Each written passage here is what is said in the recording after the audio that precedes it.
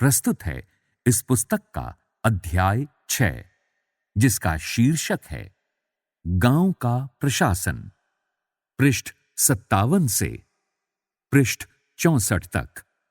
तो आइए अब सुनते हैं अध्याय 6, गांव का प्रशासन, पृष्ठ 57। भारत में 6 लाख से अधिक गांव हैं।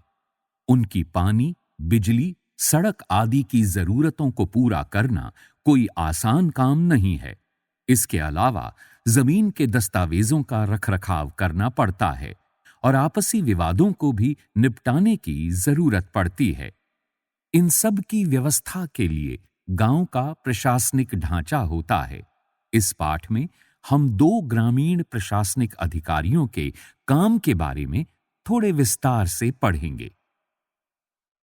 इस पृष्ठ पर एक चित्र दिखाया गया है जिसमें ग्रामीण परिवेश में रहने वाले 2 व्यक्तियों के बीच आपसी वाद विवाद हो रहा है।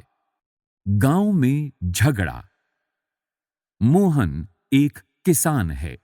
उसके परिवार के पास थोड़ी सी खेतीहर जमीन है जिस पर वो कई सालों से खेती कर रहा है। उसके खेत से लगा हुआ ही रघु का खेत है। दोनों के खेत एक छोटी सी मेड़ से अलग होते हैं। एक सुबह मोहन ने देखा कि रघु ने मेड़ को थोड़ा आगे बढ़ा लिया था। ऐसा करके उसने मोहन की कुछ जमीन अपने खेत में मिला ली और अपने खेत का आकार बढ़ा लिया। मोहन को बहुत गुस्सा आया, मगर वो थोड़ा डरा हुआ भी था। रघु के परिवार के पास बहुत जमीन थी और इसके अलावा उसके ताऊ गांव के सरपंच थे। फिर भी मोहन ने हिम्मत जुटाई और रघु के घर पहुंच गया। दोनों के बीच कहासुनी हुई। रघु ने तो मानने से ही इनकार कर दिया कि उसने मेड़ को आगे बढ़ाया था। थोड़ी ही देर में झगड़ा शुरू हो गया। रघु ने अपने एक मजदूर को बुला लिया। दोनों मिलकर मोहन पर चिल्ला रहे थे। फिर उन्होंने मोहन को मारना शुरू कर दिया। हो हल्ला सुनकर पड़ोसी बाहर आ गए। उन्होंने देखा कि मोहन की पिटाई हो रही है। बीच बचाव करके उन्होंने मोहन को बचाया। मोहन को सिर पर और हाथ में बहुत चोट आई थी। एक पड़ोसी ने उसकी मरहम पट्टी की। मोहन के एक दोस्त ने, जो गांव के डाकघर में काम करता था, सुझाव दिया कि उन्हें स्थानीय पुलिस थाने जाकर रपट लिखवानी चाहिए। जबकि कुछ लोग इसके खिलाफ थे। उनको लग रहा था कि बहुत सारा पैसा बर्बाद हो जाएगा और नतीजा कुछ नहीं निकलेगा। पृष्ठ 58। कुछ लोगों ने कहा कि रघु के परिवार वाले तो पहले ही पुलिस थाने पहुंच चुके होंगे। काफी विचार विमर्श के बाद अंततः ये तय हुआ कि जिन पड़ोसियों की आंखों के सामने ये घटना हुई थी, मोहन उनको लेकर पुलिस थाने जाएगा। पुलिस थाने का क्षेत्र। थाने के रास्ते में एक पड़ोसी ने पूछा, क्यों ना हम थोड़ा और पैसा खर्च करके शहर के बड़े थाने चलें? मोहन ने समझाया कि बात पैसे की नहीं है। हम इसी थाने में अपना मामला दर्ज करवा सकते हैं क्योंकि हमारा गांव इसी के कार्य क्षेत्र में आता है। इस पृष्ठ पर बाईं ओर पीले रंग के एक बक्से में पुलिस थाने के कार्य क्षेत्र के बारे में जानकारी दी गई है। हर पुलिस थाने का एक कार्य क्षेत्र होता है जो उसके नियंत्रण में रहता है। लोग उस क्षेत्र में हुई चोरी, दुर्घटना, मारपीट, झगड़े आदि की रपट उसी थाने में लिखवा सकते हैं। ये यहां के थानेदार की जिम्मेदारी होती है कि वो लोगों से घटना के बारे में पूछताछ करे, जांच पड़ताल करे और अपने क्षेत्र के अंदर के मामलों पर कार्रवाई करे। इस पृष्ठ पर बाईं ओर नीचे एक चित्र दिखाया गया है जिसमें थाने का दृश्य है। टेबल पर एक पुलिस अधिकारी बैठा एक रपट लिख रहा है, जबकि उसके सामने खड़ा एक व्यक्ति अपनी शिकायत सुना रहा है। इस पृष्ठ पर बाईं ओर ऊपर बक्से में महत्वपूर्ण जानकारी दी गई है। अगर आपके घर में चोरी हो जाती है तो आप किस थाने में जाकर अपनी शिकायत दर्ज करवाएंगी? मोहन और रघु के बीच में किस बात को लेकर विवाद हुआ था? मोहन को रघु से झगड़ा करने में डर क्यों लग रहा था? कुछ लोगों ने कहा कि मोहन को पुलिस थाने में मामला दर्ज करवाना चाहिए, जबकि कुछ ने ऐसा करने से मना किया। लोगों ने अपनी राय के लिए क्या तर्क दिए? पुलिस थाने में होने वाला काम। जब सब लोग पुलिस थाने पहुंचे तो मोहन थानेदार के पास गया और उसे पूरा मामला बताया। उसने ये भी बताया कि वो अपनी शिकायत लिखित रूप में देना चाहता है। थानेदार ने बड़ी बेरुखी से कहा कि उसके पास छोटी-छोटी शिकायतों की जांच पड़ताल का समय नहीं है। मोहन ने अपने घाव भी दिखाए, लेकिन थानेदार पर कोई असर नहीं हुआ। मोहन हैरान था कि उसकी शिकायत आखिर दर्ज क्यों नहीं की जा रही थी। मोहन बाहर गया और अपने पड़ोसियों को बुलाकर अंदर ले आया। पड़ोसियों ने थानेदार को समझाया कि मोहन को उनकी आंखों के सामने पीटा गया है। अगर वे उसे न बचाते तो उसे बहुत ही गंभीर चोटें आती। उन्होंने मामला दर्ज करने पर जोर दिया। अंततः थानेदार राजी हो गया। उसने मोहन को अपनी शिकायत लिख कर देने को कहा। थानेदार ने वादा किया कि अगले दिन एक हवलदार घटना की जांच पड़ताल के लिए उनके यहां पहुंचेगा। पृष्ठ 59। इस पृष्ठ पर बाईं ओर ऊपर पीले रंग के एक बक्से में पुलिस थाने में जो कार्रवाई हुई उससे संबंधित आपसे बातचीत की गई है। पुलिस थाने में जो भी हुआ उसे एक नाटक के रूप में दिखाइए। फिर यह बताइए कि मोहन थानेदार या पड़ोसियों की भूमिका निभाते हुए आपको कैसा लगा? क्या थानेदार इस स्थिति को किसी अन्य तरीके से संभाल सकता था? राजस्व विभाग का काम। आपने पढ़ा कि मोहन और रघु में खेत की मेड़ को लेकर जबरदस्त लड़ाई हुई। क्या ऐसा कोई तरीका नहीं था जिससे वो अपना मामला शांतिपूर्वक सुलझा लेते? क्या कोई ऐसे अभिलेख यानी रिकॉर्ड होते हैं जिनसे ये पता चल जाए कि गांव में किसके पास कौन सी जमीन है? चलिए पता करते हैं कि ये कैसे किया जाता है। जमीन को नापना और उसका रिकॉर्ड रखना पटवारी का मुख्य काम होता है। अलग अलग राज्यों में इसको अलग अलग नाम से जाना जाता है। कहीं पटवारी, कहीं लेखपाल, कहीं कर्मचारी, कहीं ग्रामीण अधिकारी तो कहीं कानूनगो कहते हैं। हम यहां जमीन का लेखा जोखा रखने वाले कर्मचारी के लिए पटवारी शब्द का इस्तेमाल कर रहे हैं। प्रत्येक पटवारी कुछ गांवों के लिए जिम्मेदार होता है। अगले पृष्ठ पर दिए गए नक्शे और उसके अनुसार बने खसरे यानी रजिस्टर के विवरण को देखिए। ये पटवारी द्वारा रखा गया गांव के लोगों की जमीन के रिकॉर्ड का एक हिस्सा है। आमतौर पर पटवारियों के पास खेत नापने के अलग अलग तरीके होते हैं। कई जगहों पर वो एक लंबी लोहे की जंजीर का इस्तेमाल करते हैं। इसे जरीब कहते हैं। अभी थोड़ी देर पहले जो आपको कहानी हमने सुनाई, उसमें पटवारी मोहन और रघु के खेतों को नापकर ये देख सकता था कि वो गांव के नक्शे से मेल खाता है कि नहीं। अगर वो नक्शे से मेल नहीं खाता, तो उसको पता चल जाता है कि मेड़ खिसकाकर खेत की सीमा बदली गई है। इस पृष्ठ पर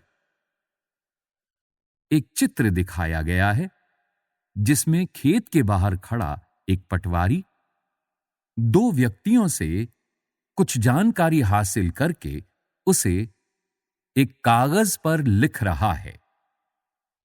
पटवारी किसानों से भूमि कर भी इकट्ठा करता है और सरकार को अपने क्षेत्र में उगने वाली फसलों के बारे में जानकारी देता है। ये काम वो अपने रिकॉर्डों के आधार पर करता है। इसीलिए जरूरी है कि वो उनको समय समय पर दुरुस्त करता रहे। किसान कई बार फसल बदल देते हैं, कुछ और उगाने लगते हैं, या कोई कहीं कुआं खोद लेता है।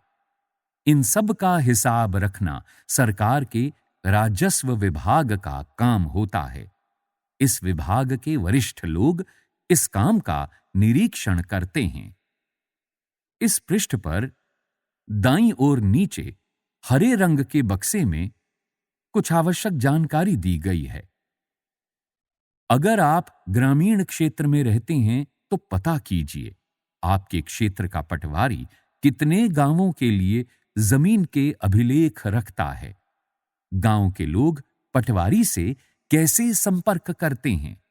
पृष्ठ 60। खसरा कहलाने वाले इस रिकॉर्ड में पटवारी ने नीचे दिए गए जमीन के नक्शे के मुताबिक सूचनाएं भरी हैं। इससे पता चलता है कि जमीन का कौन सा टुकड़ा किसके नाम है। इस रिकॉर्ड और नक्शे को देखिए तथा मोहन और रघु की जमीन से संबंधित सवालों का जवाब दीजिए। खसरा 5। नंबर 1। क्षेत्र हेक्टेयर में 0.75। जमीन मालिक का नाम, पिता, पति का नाम और पता। मोहन, वल्द, राजाराम, गांव अमरापुरा, जमीन का मालिक। यदि बटाई पर है तो दूसरे किसान का नाम और बटाई का हिस्सा। नहीं। इस साल जोती गई जमीन। फसल सोयाबीन। क्षेत्र 0.75 हेक्टेयर। अन्य फसलें रिक्त स्थान। परती जमीन रिक्त स्थान। सुविधाएं रिक्त स्थान। नंबर 2। क्षेत्र हेक्टेयर में 3.00। जमीन मालिक का नाम, पिता, पति का नाम और पता। रघुराम, वल्द, रतनलाल, गांव अमरापुरा, जमीन का मालिक। यदि बटाई पर है तो दूसरे किसान का नाम और बटाई का हिस्सा। नहीं। इस साल जोती गई जमीन। फसल गेहूं। क्षेत्र 2.75 हेक्टेयर। अन्य फसलें 1.75। परती जमीन 0.25। सुविधाएं कुआं 1, चालू। नंबर 3। क्षेत्र हेक्टेयर में 6.00। जमीन मालिक का नाम, पिता, पति का नाम और पता। मध्य प्रदेश सरकारी घास का मैदान। यदि बटाई पर है तो दूसरे किसान का नाम और बटाई का हिस्सा। नहीं। इस साल जोती गई जमीन। फसल रिक्त स्थान। क्षेत्र रिक्त स्थान, अन्य फसलें रिक्त स्थान, परती जमीन रिक्त स्थान, सुविधाएं कुआं 1, चालू, चारागाह। इस पृष्ठ पर दाईं ओर नीचे गांव अमरापुर पटवारी रिकॉर्ड नंबर 16 है दर्शाया गया है। ये पैमाने पर नहीं है। इस नक्शे के दाईं ओर एक तीर के ऊपर उत्तर दिशा लिखा हुआ है। इस नक्शे को समझने के लिए बाईं ओर नीचे चिन्ह दिखाए गए हैं, जिसमें खेतों की सीमा के लिए एक समानांतर रेखा दिखाई गई है। चारागाह को दिखाने के लिए जमीन पर घास प्रदर्शित की गई है। साथ ही 2 सीधी चलने वाली रेखाओं के बीच छोटे छोटे चिन्ह एक समान दूरी पर लगाकर कच्ची सड़क दिखाई गई है। कुएं के लिए एक रेखा के ऊपर गोल निशान के बीच में एक बिंदु लगाया गया है। पक्की सड़क के लिए 2 रेखाओं के बीच 2 चिन्ह एक दूसरे से एक समान दूरी पर दिखाए गए हैं। पेड़ के लिए पेड़ की आकृति बनाई गई है। क मोहन के खेत के दक्षिण में जो जमीन है वो किसकी है? ख रघु और मोहन की जमीन के बीच की सीमा पर निशान लगाइए। ग खेत संख्या 3 को कौन इस्तेमाल कर सकता है? घ खेत संख्या 2 और 3 से संबंधित क्या क्या जानकारी हमें मिल सकती है? पृष्ठ 61। इस पृष्ठ पर पीले रंग के बक्से में खेतों के नक्शे के रिकॉर्ड के बारे में महत्वपूर्ण जानकारी दी गई है। किसानों को अक्सर अपने खेत के नक्शे और रिकॉर्ड की जरूरत पड़ती है। इसके लिए उनको कुछ शुल्क देना पड़ता है। किसानों को इसकी नकल पाने का अधिकार है। हालांकि कई बार उनको ये रिकॉर्ड आसानी से नहीं मिलते। लोगों को इसको हासिल करने में कई मुश्किलों का सामना करना पड़ता है। कई राज्यों में ये सारे रिकॉर्ड कंप्यूटर में डालकर पंचायत के दफ्तर में रख दिए गए हैं ताकि वे आसानी से लोगों को उपलब्ध हो सकें और नई सूचनाओं के अनुसार नियमित रूप से दुरुस्त होते रहें। आपको क्या लगता है कि किसानों को इस रिकॉर्ड की जरूरत कब पड़ती होगी? नीचे दी गई स्थितियों को पढ़िए और उन मामलों को पहचानिए जिनमें जमीन के रिकॉर्ड अनिवार्य होते हैं। ये भी बताइए कि वे किस लिए जरूरी हैं। एक किसान दूसरे किसान से जमीन खरीदना चाहता है। एक किसान अपनी फसल दूसरे को बेचना चाहता है। एक किसान को अपनी जमीन में कुआं खोदने के लिए बैंक से कर्ज चाहिए। एक किसान अपने खेतों के लिए खाद खरीदना चाहता है। एक किसान अपनी जमीन अपने बेटे व बेटियों में बांटना चाहता है। भारत के सभी राज्य जिलों में बंटे हुए हैं। जमीन से जुड़े मामलों की व्यवस्था के लिए इन जिलों को और भी छोटे खंडों में बांट दिया जाता है। जिले के उपखंडों को कई नामों से जाना जाता है, जैसे तहसील, तालुका इत्यादि। सबसे ऊपर जिला अधिकारी होता है और उसके नीचे तहसीलदार होते हैं। उन्हें विभिन्न मामलों को निपटाना होता है। वे पटवारी के काम का निरीक्षण करते हैं और ये सुनिश्चित करते हैं कि रिकॉर्ड सही ढंग से रखे जाएं और राजस्व यानी विभिन्न तरह के कर इकट्ठा होता रहे। वे ये भी देखते हैं कि किसानों को अपने रिकॉर्ड की नकल आसानी से मिल जाए। वे विद्यार्थियों को जरूरत पड़ने पर जाति प्रमाण पत्र आदि भी जारी करते हैं। तहसीलदार के दफ्तर में जमीन से जुड़े विवाद के मामले सुने जाते हैं। एक नया कानून, हिंदू अधिनियम धारा 2005।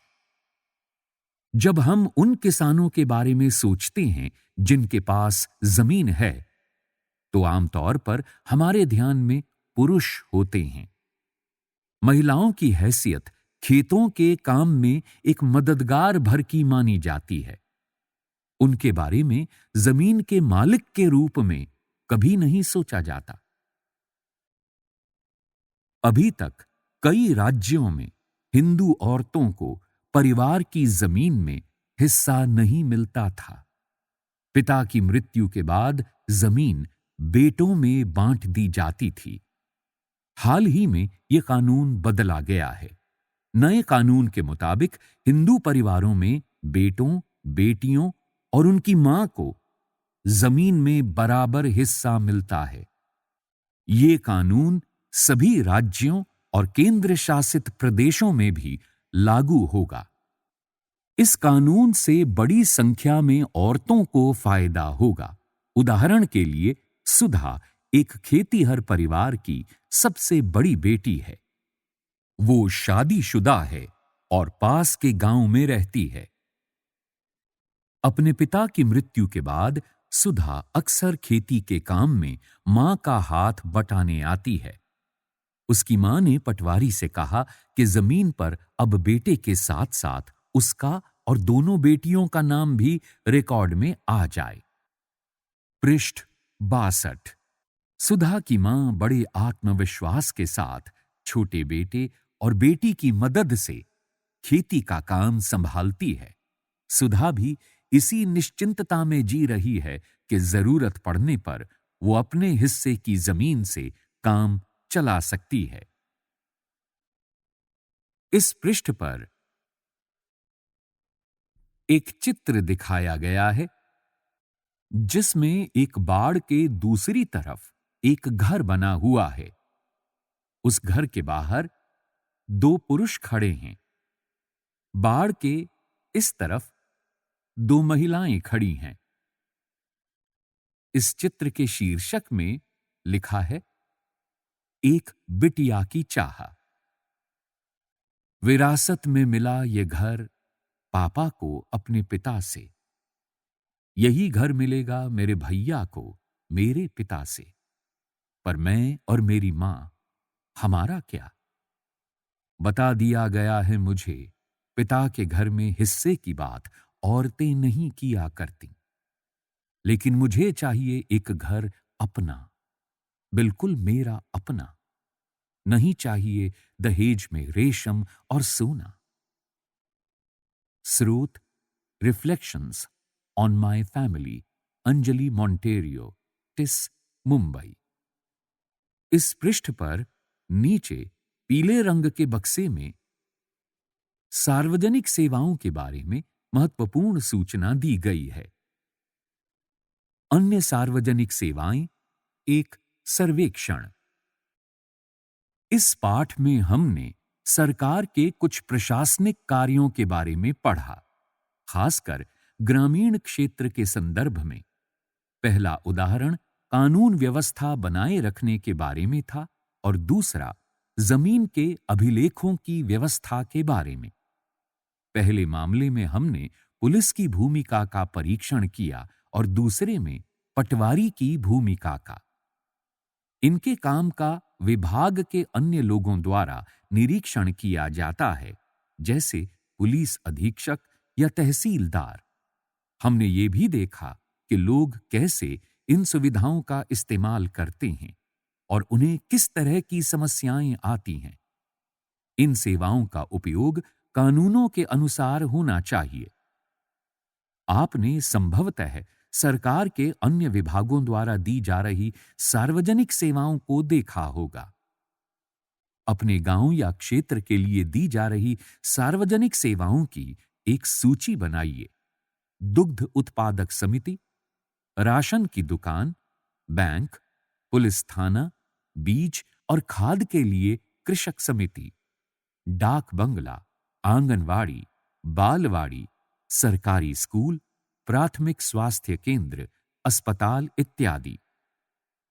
3 सार्वजनिक सेवाओं पर जानकारी इकट्ठी कीजिए और अपनी अध्यापिका के साथ चर्चा कीजिए कि इनकी कार्यप्रणाली में कैसे सुधार किया जा सकता है। आपके लिए एक उदाहरण आगे दिया जा रहा है। पृष्ठ 63। सार्वजनिक सभा, राशन की दुकान। आपने उनके काम के बारे में क्या देखा? ये दुकान खुली हुई थी। 3 लोग आए, उनके पास पीले रंग के कार्ड थे। सबने चावल और चीनी खरीदी। मिट्टी का तेल मिला नहीं। नियंत्रण में आने वाले क्षेत्र, ये 2 गांवों के लिए है। इस सुविधा का लाभ उठाने के लिए उनको क्या करने की जरूरत है? उनको राशन कार्ड की जरूरत है। ये तहसील के दफ्तर में बनाया जाता है। जो ये सब प्रदान करते हैं, उनकी समस्याएं। मिट्टी के तेल की आपूर्ति पूरी नहीं है। लोगों की समस्याएं। चावल बड़ा खराब आता है। मिट्टी का तेल तो कभी मिलता ही नहीं। क्या सुधार किए जा सकते हैं? अच्छा चावल आए, मिट्टी का तेल मिले, राशन की दुकान रोज खुले। इसी तरह स्वास्थ्य केंद्र और दुग्ध उत्पादक समिति के बारे में आप चर्चा करें। अगर आपको यह कहानी पसंद आई हो तो लाइक करिए और इसी तरह की और कहानियों तथा किताबों को सुनने के लिए सब्सक्राइब करें हमारे चैनल को और दबाएं बेल आइकन।